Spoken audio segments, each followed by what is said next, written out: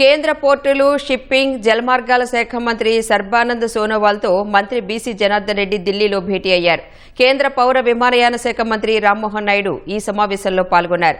ఆంధ్రప్రదేశ్లో తీర ప్రాంత మౌలిక సదుపాయాల బలోపేతం, సకాలంలో పోర్టు ఆధారిత అభివృద్ధికి చేపట్టాల్సిన చర్యలపై విస్తృతంగా చర్చించారు.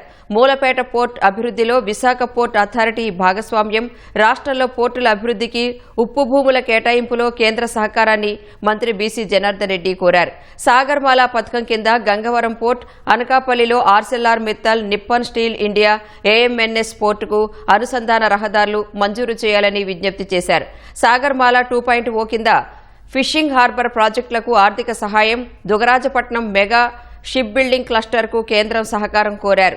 ఏపీలో మారిటైమ్ మౌలిక సదుపాయాల కల్పన, తూర్పు తీరంలో ప్రధాన పోర్టు ఆధారిత ఆర్థిక వ్యవస్థను తీర్చిదిద్దడమే ప్రభుత్వ లక్ష్యమని బీసీ జనార్దన్ రెడ్డి వివరించారు.